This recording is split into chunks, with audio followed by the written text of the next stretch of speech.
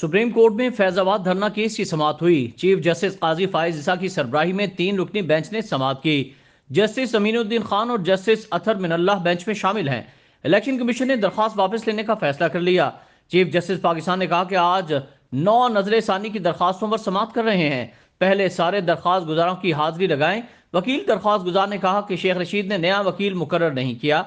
Chief justice Pakistan पर है। Chief justice ने कहा कि समाज से पहले वजाहत करना चाहता हूं, ये खसूसी बेंच नहीं बल्कि रेगुलर बेंच है। नजर थानी दरख्वास्त 4 साल से समाअत के लिए मुकर्रर नहीं हुई। एक जज जस्टिस मुशीर आलम रिटायर्ड हो गए हैं। अटॉर्नी जनरल ने कहा कि वफाक इस केस में दिफा नहीं करना चाहता। चीफ जस्टिस ने अटॉर्नी जनरल से मुकालमा करते हुए कहा कि अब क्यों वापस लेना चाहते हैं। पहले कहा गया फैसले में गलतियां हैं, अब वापस लेने की वजूहात तो बताएं। अटॉर्नी जनरल ने कहा कि नजर सानी अपील जब दायर की गई उस वक्त हुकूमत और थी। चीफ जस्टिस पाकिस्तान ने कहा कि आपने तहरीरी दरख्वास्त क्यों दायर की। अटॉर्नी जनरल ने कहा कि मैं अपना बयान दे रहा हूं। चीफ जस्टिस पाकिस्तान ने कहा कि यूट्यूब चैनल्स पर तबसरे किए जाते हैं, कुछ तो अथॉरिटीज हैं लेकिन बातें हो रही हैं, बयानात दिए जाते हैं कि हमें सुना ही नहीं गया। हमें शर्मिंदा ना करें, जो बात करना चाहते हैं करें, दरख्वास्त दायर करें, हम सुनेंगे। जेर समाअत मुकदमे पर तबसरे नहीं होने चाहिए। पहले कोई खामोश रहता है लेकिन बाद में कहता है मुझे सुना नहीं गया। मैं किसी का नाम नहीं ले रहा। कहा गया कि अगर मुझे सुना जाता तो मैं ये कहता। चीफ जस्टिस ने मुकालमा करते हुए कहा कि अगर कोई मौके पर इख्तियार करना है तो तहरीरी तौर पर बताएं, इदारों को तबाह ना करें, अवामी इदारों के बारे में ऐसा ना करें। यह हुक्म नहीं बल्कि दरख्वास्त है। अगर किसी ने कोई बात करनी है तो तहरीरी सूरत में करे। अली जफर ने कहा कि पीटीआई फैजाबाद धरना केस फैसले के खिलाफ नजरसानी दरख्वास्त वापस लेना चाहती है।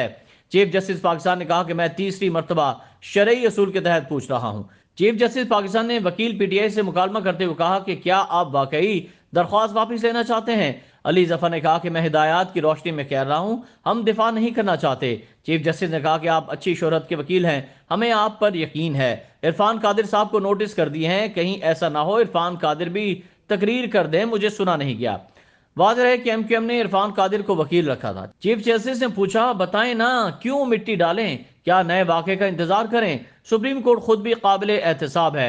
हम आवाम के सामने नजर सानी दायर कर दी, लेकिन किसने हुक्म किया था। वफाकी हुकूमत बताए दरखास्तें वापस कर दी लेकिन अमल दरामद क्या होगा। लगता है मरहूम खादिम रिजवी ने फैसले को कबूल कर लिया। गलतियां सबसे होती हैं, बड़ा वो है जो गलतियों को तस्लीम करे। गलती मुझसे भी हो सकती है। इलेक्शन कमीशन क्यों अपसेट है।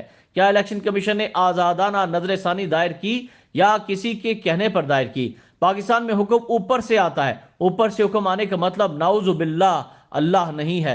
क्या इलेक्शन कमीशन ने कभी हुक्म पर नजर सानी दायर की थी। मोमिन कभी झूठा नहीं हो सकता।